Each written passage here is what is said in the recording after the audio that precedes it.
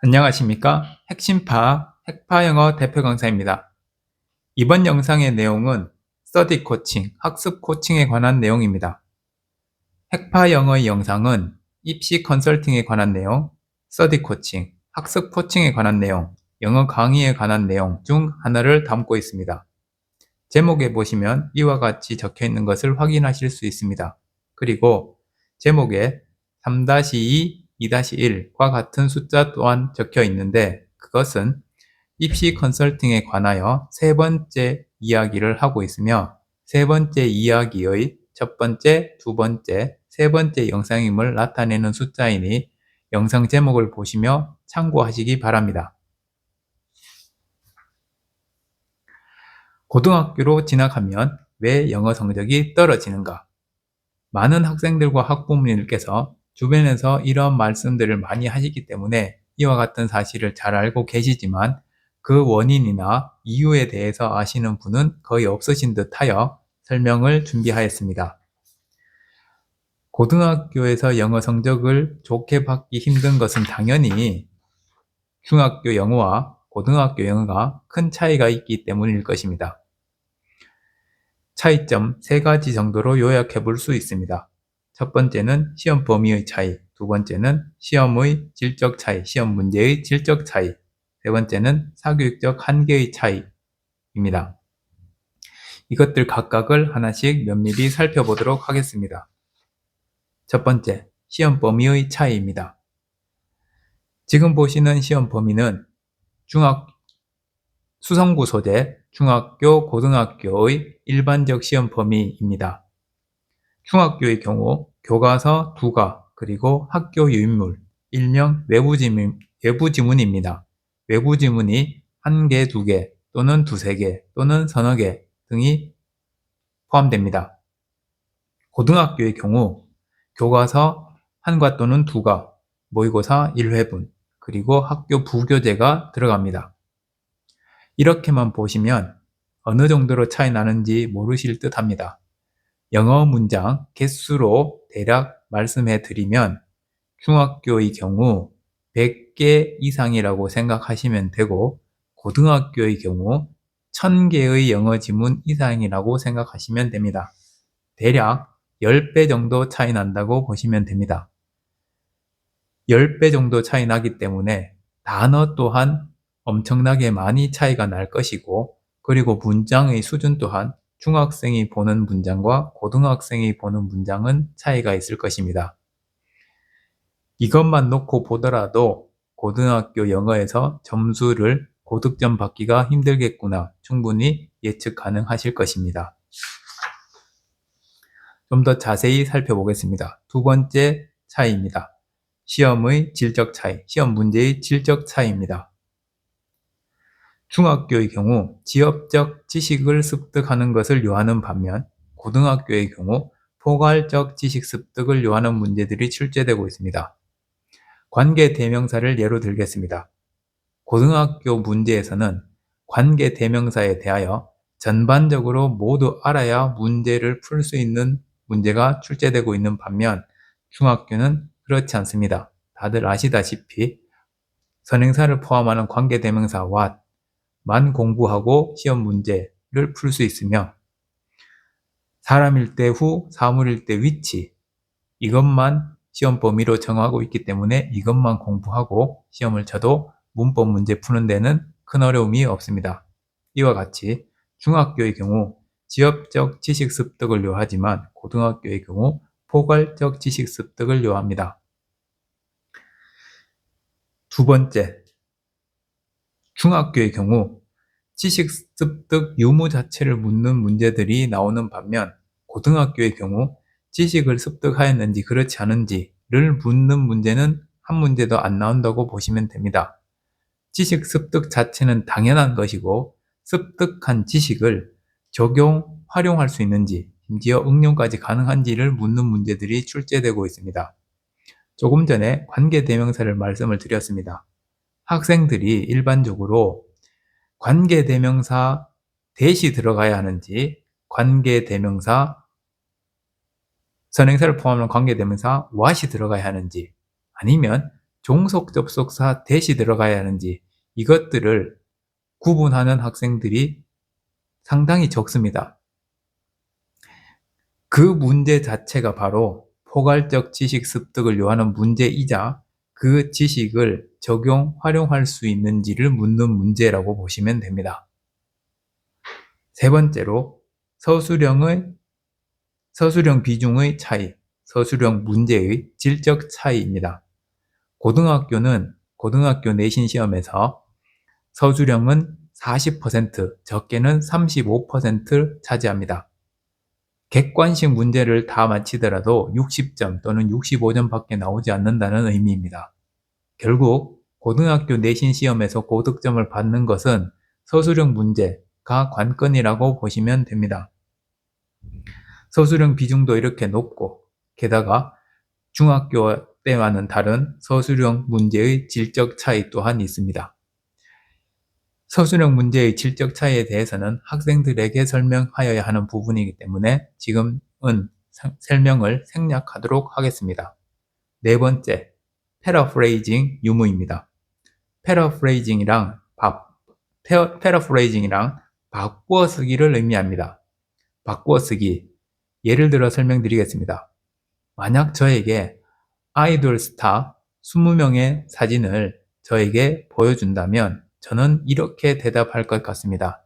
나는 한 명도 모르겠다. 제가 방금 나는 한 명도 모르겠다 라고 표현하였습니다. 이와 다른 표현 해보겠습니다. 나는 한 명도 모르겠다. 아는 사람이 한 명도 없다. 나는 전부 다 모르겠다. 전부 다 처음 본다. 전부 다 처음 보는 스타들이다. 같은 내용이지만 문장을 달리하여 5개의 문장으로 표현하였습니다. 이것이 바로 패러프레이징입니다. 고등학교 영어에서 이러한 패러프레이징 문제들이 나오고 있습니다. 지문 전체를 패러프레이징 해서 나오는 문제도 있지만 지문의 일부를 패러프레이징 해서 나오는 문제도 있습니다. 비율이 어느 정도 되는지는 자세하게 설명드리지 않겠습니다. 일부 고등학교에서 이렇게 나오고 있지만 제 예상에는 수성구의 모든 고등학교에서 이제 패러프레이징 하는 것으로 바뀌지 않을까 그렇게 저는 예상하고 있습니다. 그리고 중학교에서도 이러한 움직임이 있는 것으로 저는 파악하고 있습니다. 이러한 차이점 때문에 고등학교에서 영어 성적이 떨어진다 보시면 됩니다. 세 번째, 사교육적 한계의 차이입니다. 사교육에 도움을 받는다면 수성구의 중학교라 할지라도 90점 이상 받는 데는 큰 어려움이 없습니다. 학생이 성실하다면 90점 이상 받는 데는 큰 어려움이 없을 것입니다. 그러나 고등학교의 경우는 다릅니다. 강사가 아무리 뛰어나더라도 학생이 성실하다고 할지라도 점수를 일정 점수까지는 받게 되지만 그 이상 받기는 또 다른 문제가 있습니다. 또 다른 문제를 해결하여야 그 점수 이상을 받을 수가 있습니다. 대략 3가지 정도 살펴보시면 됩니다. 부교재 대비가 어렵습니다. 부교재는 학교마다 다르며 매년마다 달라집니다. 지금 사교육의 도움을 받고 있다 하더라도 교과서와 모의고사에 대한 자료는 많이 받을지언정 부교재에 관련된 자료는 거의 받지 못하고 있거나 일부 받고 있을 것입니다. 이러한 문제점 때문에 고득점 받는데 어려움이 있으며 그리고 시험 범위, 넓은 시험 범위, 조금 전에 제가 영어 문장 개수로 1000개 이상의 문장이 시험 범위에 해당된다고 말씀드렸습니다.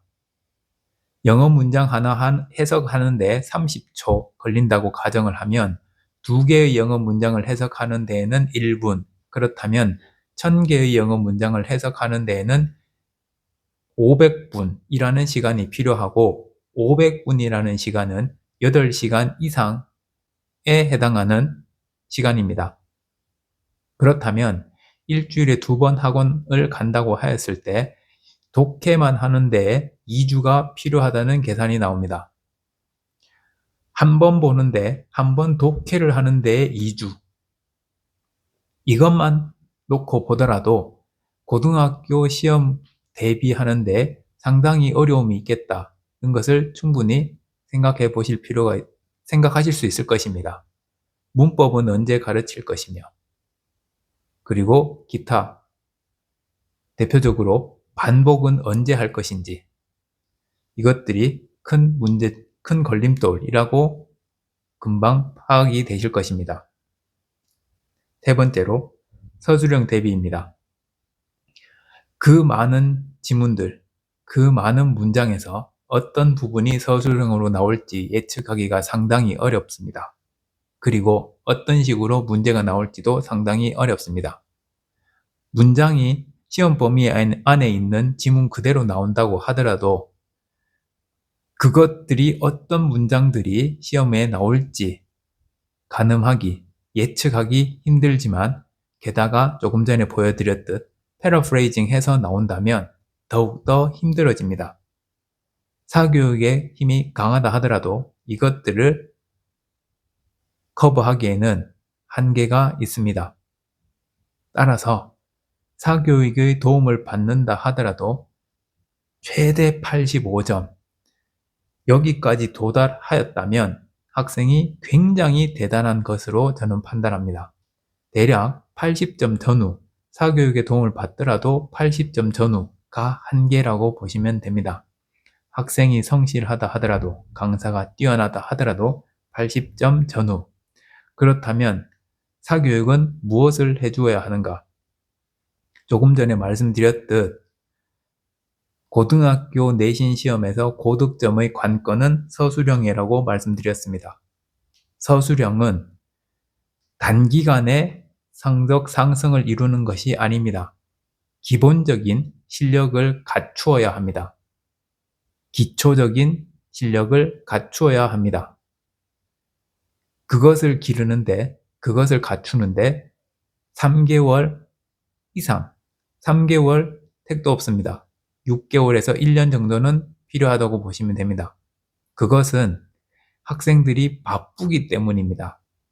따라서 그렇기 때문에 6개월에서 1년 정도, 그렇게 기초 실력을 향상시키는 훈련까지 하는 학원이냐 아니냐를 판단하셔야 될 것입니다.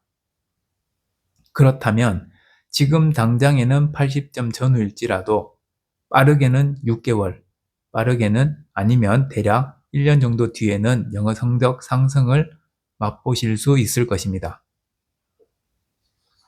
지금까지 고등학교로 진학하면 왜 영어 성적이 떨어지는가에 대한 이유를 말씀드렸습니다. 이유만 말씀드리면 무책임하다 생각하실 것입니다. 따라서 다음 영상에서는 이에 대한 해결책을 말씀드리고자 합니다. 영상을 마치기 전에 입시 설명에 관해서 잠시 설명드리도록 하겠습니다.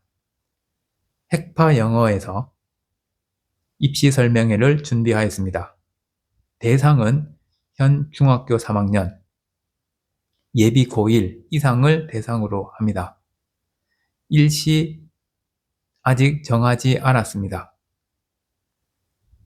이에 대한 설명은 저에게 직접 문의하시면, 전화로 연락해 주시면 제가 상세히 말씀드리도록 하겠습니다.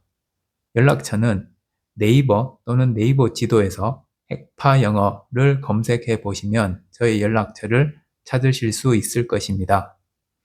연락 주시면 상세히 설명드리도록 하겠습니다.